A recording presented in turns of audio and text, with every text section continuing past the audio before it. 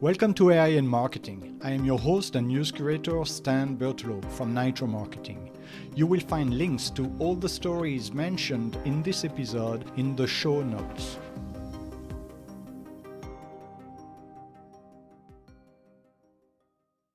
Hello, curious minds. This is Nia, your voice for today's headlines.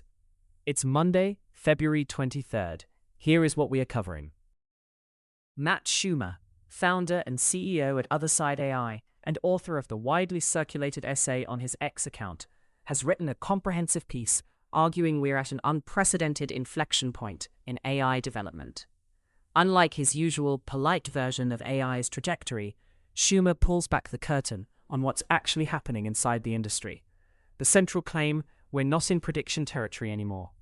This already happened to tech workers, and it's coming for everyone else within 1 to 5 years. Shumer details his own experience. Post-February 5th, 2026, when OpenAI released GPT 5.3 Codex and Anthropic released Opus 4.6, he stopped editing AI outputs.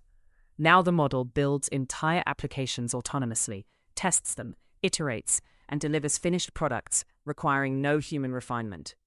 This represents a fundamental shift from helpful tool to does my job better than I do. The pace of improvement is staggering. Meta's measurements show AI now completes tasks taking human experts nearly 5 hours. This capability is doubling every 4 to 7 months. The disruption won't be limited to software engineering. Legal work, financial analysis, medical diagnosis, creative writing, customer service, all facing obsolescence for junior and mid-level roles. Unlike previous automation waves, AI doesn't leave convenient gaps to retrain into. Shumer's advice is practical. Pay for the best models, integrate them into actual work, and build financial resilience. More importantly, he emphasizes that being early to understand and adapt represents the single greatest advantage right now. The article concludes by acknowledging both the extraordinary upside, solving cancer, Alzheimer's, and genuine risks AI poses, ultimately framing this as humanity's maturity test. Next. The New York Times reports that diplomatic relations between China and Germany are intensifying as both nations seek to strengthen economic ties amid global trade tensions. Germany is navigating its position between the United States and China, especially in light of recent U.S. tariffs on Mexican goods under the Trump administration. These tariffs have prompted Germany to reconsider its trade strategies, focusing on China as a key partner. The evolving geopolitical landscape is influencing Germany's economic policies as it aims to balance its alliances while ensuring economic stability. This shift highlights the broader implications of U.S. trade policies on international relations, as countries like Germany adapt to changing dynamics to safeguard their economic interests and maintain global trade partnerships. Meanwhile, since mid-2025, the SaaS industry has experienced a significant downturn, with growth stocks suffering and traditional B2B strategies becoming obsolete. Despite this, enterprise software spending is projected to rise in 2026. The old model of scaling in SaaS, which involved heavy investment in sales and marketing to reach $100 million ARR, is no longer viable. Instead, the industry is witnessing a shift towards smaller, agile teams leveraging AI to rapidly develop and deploy software. These new entrants can achieve $100 million ARR in just 12 months, capturing market share and budgets from incumbents. AI-driven companies are delivering substantial functionality improvements weekly, outpacing legacy vendors who struggle to keep up. Customers are increasingly reluctant to invest in slow-moving vendors, demanding immediate ROI from AI solutions. The previous reliance on customer inertia and high switching costs is fading, as AI-native alternatives offer superior functionality at lower prices. The SaaS market remains robust, but success now depends on continuous innovation and delivering clear value rather than relying on established playbooks. Companies must adapt to this new reality, focusing on AI integration and rapid product development to remain competitive in the evolving landscape. On that note, Apptronik, based in Austin, is advancing its Apollo humanoid robot with a focus on practical applications in logistics, such as trailer unloading and case picking.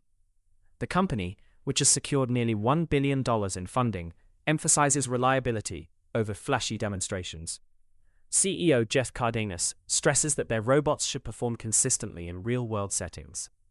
Apptronik is developing both wheeled and legged versions of its humanoids, with wheeled models offering quicker returns in structured environments. The company envisions 3 phases for humanoid adoption: industrial, commercial, and domestic. Recent strategic investments, including from John Deere, suggest potential agricultural applications. Apptronik aims to establish itself as a leader in humanoid robotics by focusing on durable, scalable solutions rather than viral visibility. With that said, generative engine optimization, GEO, is crucial for adapting marketing strategies to the evolving role of AI in information discovery. Unlike traditional SEO, which focuses on search engine rankings, GEO aims to make content easily accessible and citable by AI-powered tools like ChatGPT and Gemini. This approach is essential as AI platforms increasingly influence consumer search behavior, with a significant portion of Gen Z and B2B queries now relying on AI for information. Implementing GEO involves clear, direct content, technical website optimization, and structured metadata. These practices ensure AI systems can accurately process and cite content, offering a competitive edge in an AI-driven landscape. Tools like HubSpot's Content Hub assist in aligning content with GEO best practices. Moving on. Figure CEO Brett Adcock announced the transition of the Figure 03 robot fleet to 24/7 autonomous operation at the company's Sunnyvale headquarters. The fleet, consisting of 6 white and 1 dark gray robot, operates without human supervision, utilizing a no-babysitter protocol. This system allows robots to autonomously swap positions and charge using a 2-kilowatt wireless inductive charging system. When a robot's battery is low, it navigates to a docking station, prompting another robot to take its place. If a fault occurs, the robot moves to a triage area for inspection. The Helix O2 AI architecture manages the robot's balance and coordination, replacing the previously used hand-coded C++ system, marking a significant step toward continuous, unsupervised operations. In other news, Motion Control is advancing robotic precision, integrating industrial robots with motion components in work cells alongside conveyors, vision systems, and automated machinery. The distinction between robots and machines lies in robots' ability to execute complex, programmable movements, as defined by ISO 8373. Robots, including Cartesian, articulated, and Scara types, share technologies like gears, motors, and controls, often used in industrial settings. Motion component suppliers offer pre-integrated robots or support custom designs. Delta robots, with unique kinematics and 6 degrees of freedom articulated arms, are common in industrial applications. Stara robots excel in pick-and-place tasks, featuring AC servo motors and compact designs.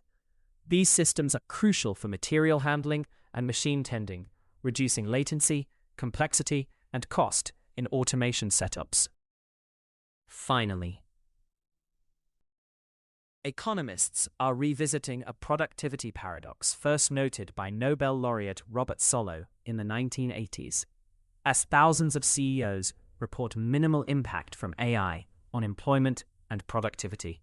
Despite widespread AI adoption among firms, a study by the National Bureau of Economic Research reveals that 90% of companies see no significant changes in productivity or employment. This echoes Solow's observation that technological advancements often fail to immediately translate into productivity gains. While some executives predict future productivity increases due to AI, current data shows limited impact. MIT researchers previously suggested AI could boost worker performance by 40%, yet recent findings show only modest productivity improvements. Economists like Torsten Slok and Erik Brynjolfsson suggest AI's impact might follow a J-curve, with initial slowdowns followed by potential surges. Unlike the IT boom, AI tools are widely accessible, and future productivity gains depend on how effectively companies integrate AI into their operations. Thank you for tuning in to AI in Marketing. If you want to learn more, check out the episode description. Be sure to subscribe on your favorite podcast platform so you never miss an episode. Contact us to learn how to launch your own AI-generated podcast at nitromarketing.com. That's NYTRO marketing.com. See you tomorrow for more AI and tech news.